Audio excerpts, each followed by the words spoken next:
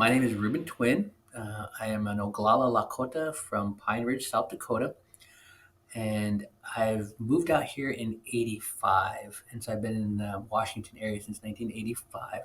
But I come from Pine Ridge, South Dakota. I'm also part from Cheyenne River, which is on the northern part of South Dakota. I'm a mini Hoju, and which is Planters by the Water, and I'm also from another band called Ohinupa, which are two kettles that reside on the Cheyenne River Reservation.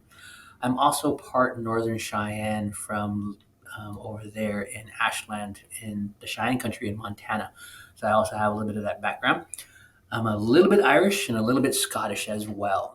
And so we usually introduce ourselves in a traditional way, which sometimes we don't really do within these types of settings. And so in a traditional way, we introduce who our parents are. And so my dad is Reuben Twin Sr. from Pine Ridge, South Dakota, and my biological mom is Betty Cook from Cheyenne River. And so I also introduce our grandparents. And so that's John Twin from Rosebud. That's Elsie Broken Rope from Pine Ridge. That's John Cook from the Ohinupa and Cheyenne River. And that is Mary Summers, the Mini Hoju Planters by the Water. And so the reason why we do things like that is just to make sure that anything I say and do reflects back on my people, reflects back on my family, reflects on my ancestors, and that everything that they have passed down to me is done in a good way, done in a respectful way. And so if I misspeak or if I do something hurtful, then it reflects on my people. And that is something that we don't do and something that we try to avoid. And so this is why we acknowledge our relations first and who we are. So that's who I am, and that's where I come from, and those are my people. I'm also a chemical dependency provider, which is an SUDP, substance use disorder professional. I've been SUDP for the last 25 years in the state of Washington. I also started out with the Downtown Emergency Service Center as a Native American provider that was actually looking after the Native American population that were coming from the streets and maintaining housing with them. I've done that for 25 years. In that 25 years, I've been able to utilize medicine wheel teachings and traditional teachings, integrate that into the biopsychosocial model of recovery. And so that's been my practice for the last 25 years.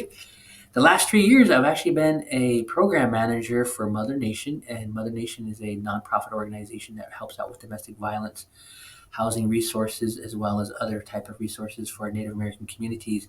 The program I work with is called Waatunwan, and so in the Lakota language, that means looking for a relation, because we believe every single individual out there that is unsheltered, as they say, is our relation. And so we want to really look out for our people and identify them and be there with them and try to support them in the best way that we can and help them get into housing and help them sometimes get out of domestic violence situations or sexual assault situations or not to be trafficked, or to also help out with the MMIW, missing and murdered Indigenous women and people.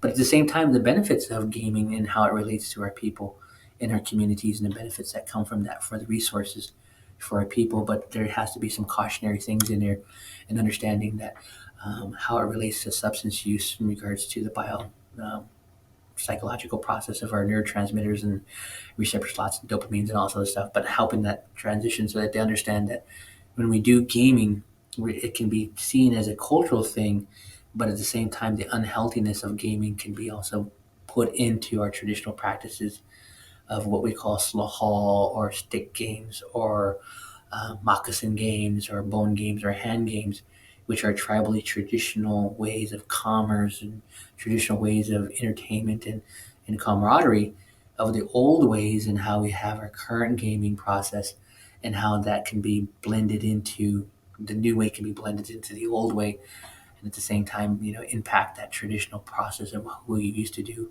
And it can become unhealthy. And next thing you know, we fall into the same problems as we do with any type of a disorder of addiction. What is a medicine wheel?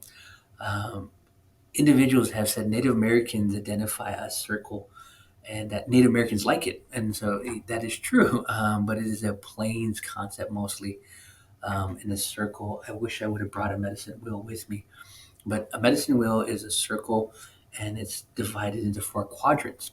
And in those quadrants are variations to a lot of our tribes. And so the basics are physical components, emotional components, mental components, and spiritual components are all the four pieces of the circle that we are as an individuals. There are variations of these colors on medicine wheels, but the most common that you will see are yellow, black, red, and white. So those are the four colors that you will see on a majority of medicine wheels. And the medicine wheels that we use represent the sun, represent night, represent the individual, and represent those that are above.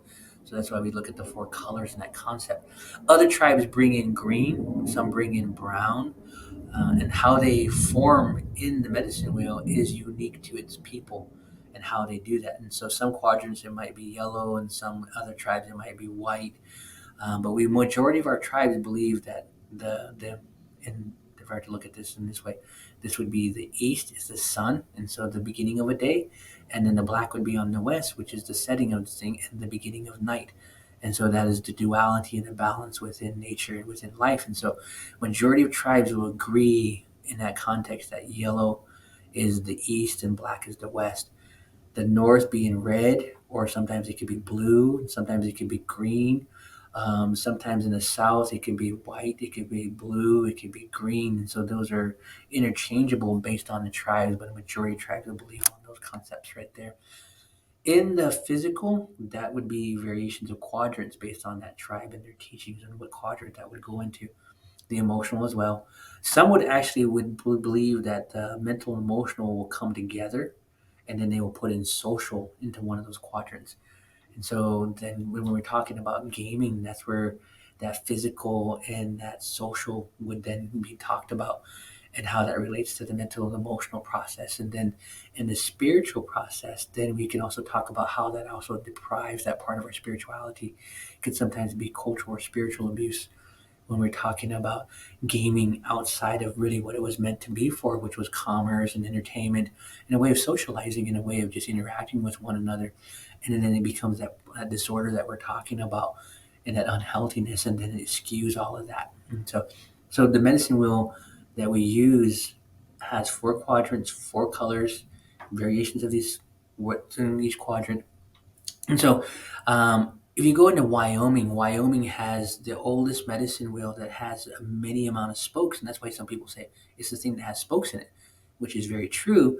But that medicine wheel there that they use with all those spokes just shows you how many variations of these medicine wheels that we have in our communities, because no one two medicine wheels are very much dissimilar. We're similar but not exact as into the other communities.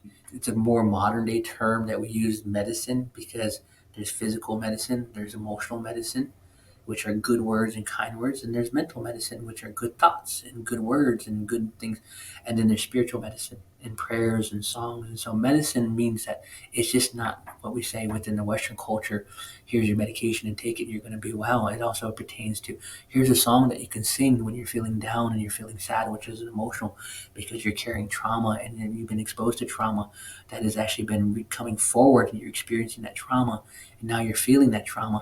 And so take this medicine, and that medicine can be a prayer, that medicine can be a song, that medicine can be a plant. It can even be modern day medicine within the medications that we use for mental health disorders. So it could be that type of medicine. And so when we talk about gaming, that medicine is that knowledge, it's that teaching of the culture, that teaching that comes to that has that medicine. So when we say medicine wheel, we're really just talking about a bigger, broader thing as opposed to just maybe medication medicine. We're talking physical, emotional, mental, spiritual types of forms.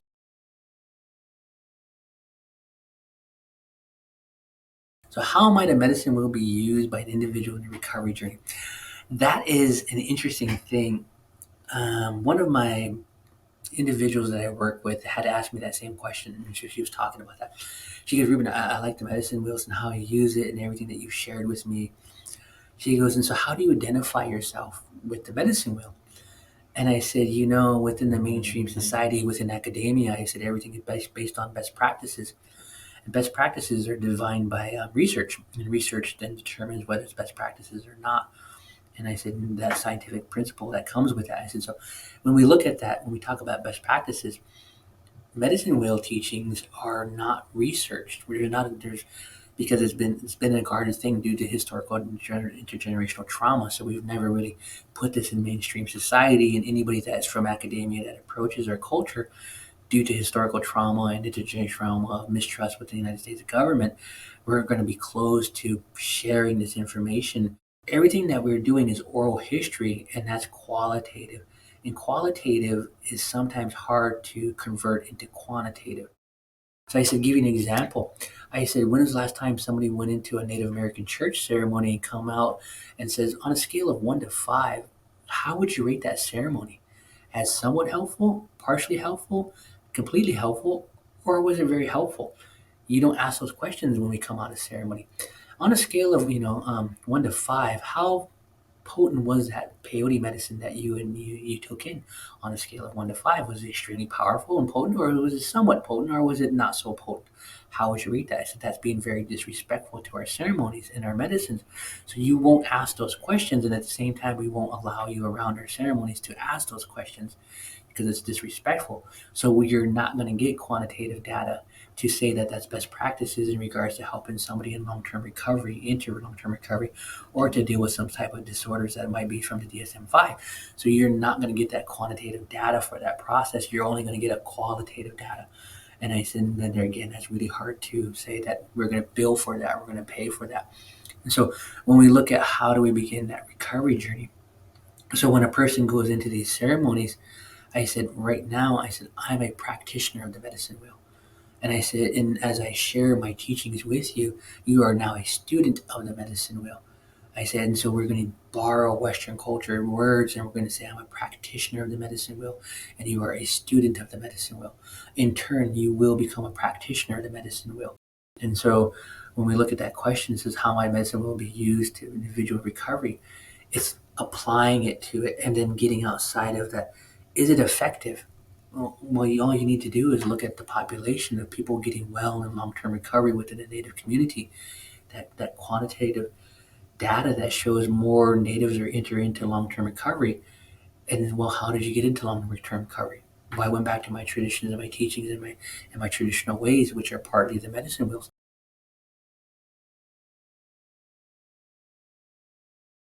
How might they be used, the medicine wheels, with the whole family and community healing?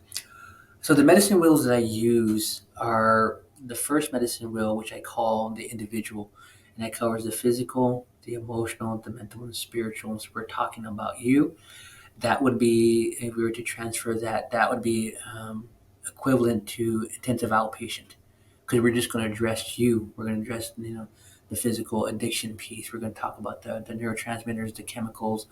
We're going to talk about the cravings and the how the body works, and you know um, nutrition is part of that. So we're talking about the physical. We're going to talk about getting a wellness check, and then we're going to switch over into the emotional. We're going to talk about how does emotions, and how you deal with emotions and regulate emotions and primary and secondary emotions, and how do you um, feel raw in that process, and talk about that. And then we're going to talk about mental, the trauma. We're going to talk about post-traumatic stress disorder. We're going to talk about anxiety. We're going to talk about grief and loss.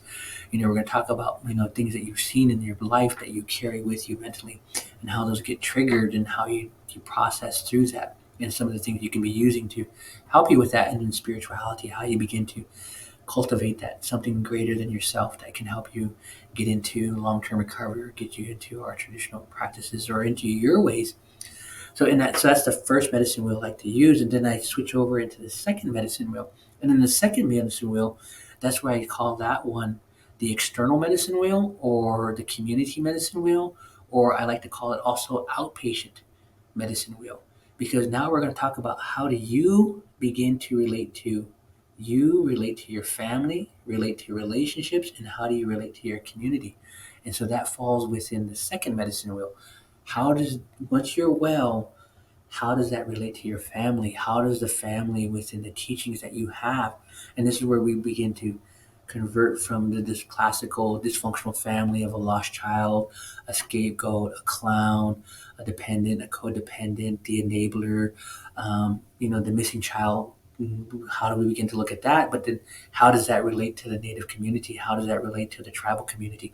How does that historical trauma and intergenerational trauma skew our families, due to the boarding school era, due to that trauma that was, put into us.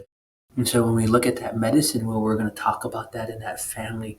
We're going to talk about the historical trauma. We're going to talk about the intergenerational trauma and how our families have been changed from the way it was learned to have balance, respect, admiration, gratitude, humbleness, fortitude, courage, generosity.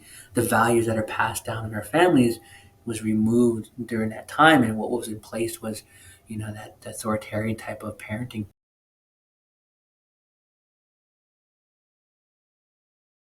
You begin to see how that second medicine wheel was impacted and how that impacts you, because it comes from a family, and your family, because two people got together, and then again they have the same commonalities, and because of the community.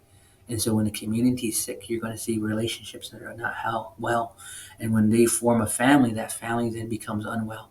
And then we pass that down to the next person because they're exposed to that. And then in turn they go and have back in the community, and they find that relationship. And so you get to see the cycle within the medicine wheel as it goes around and around. And so you get to see that trauma gets passed down into generational trauma. And so you can use the medicine wheel to give you that visualization and that imagery to really see how the medicine wheel, how that works. And so the medicine wheel also too, that I like to show, is that on the outside of the medicine wheel to the east is the beginning of life and the infancy, the beginning of a day. And as it drops down below, then you see the youth, and there again in the youth stage. And then you get into the second part, the third part, which is the adult stage of life. And you get to the top part, which is the elder part of our life. I said, but because the medicine wheel has that process right there like this, I said, what you really see is this medicine wheel here is taking a part out. Because we have Indian child welfare, we have child protective services, is because of dysfunctionality, because of substance use. And now we're talking about gaming, we're talking about bingo, we're talking about casinos, because we left children home alone, we abandoned them, we put them with their parents, or we left them with their grandparents, or we left them with cousins, and we have that neglect. And so that's that piece right here. And so when you remove that, so they're going to casinos, they're going to the bingo, no different than when they went to the clubs or when they went out drinking. So that part is the abandonment. And so this part right here is where we see ICW and the child welfare, child protective services, because this part of the medicine wheel is gone. And I said, and so because of that, then now you have the elders who no longer are respected by the youth because they were adults at some point in time that became an elder, and those youth see them and they said, I can't respect you as an elder because I saw what you did. And because you survived, you want to be my elder? You want to be the one to teach me? You want to be the one to show me wellness when I saw you dysfunctional? And so I have no respect for you. And so now you see the detachment, which is the top part. So this top part right here is removed because our elders can't get to our youth to pass on our teachings because our youth no longer respect our elders. And our elders no longer understand how to say, I am sorry, because that's not in our language. We don't, because of that dysfunctionality, we don't know how to say, can you forgive me? And I apologize and I'm sorry for those actions. I can ask you to forgive me, but I'm not asking you to forget. I'm asking you to forgive me. So that way the healing can continue to move forward, but we don't know how to use that language. And that's where counseling comes in. That's where therapy comes in. And that's where, as we get that information and prevention and talking to the youth and to help them understand. And so when we heal the community, we will see our families heal and our relationships will heal, and that intergenerational trauma will start to dissipate and move away. I said, but there's also another key component to this medicine wheel and this historical trauma that we have, which is secrets. I had a really good friend of mine, and unfortunately he passed away. But he before he passed, he shared something with me, and it still resonates with me today. And I share this with a lot of people. He goes, Reuben. He goes, the reason why I kind of went back out and I started using again. He goes, I can literally tell you, secrets truly keep you sick. And I was like, man. I was keeping secrets. That's what kept me sick, and that's what got me sick is the secrets.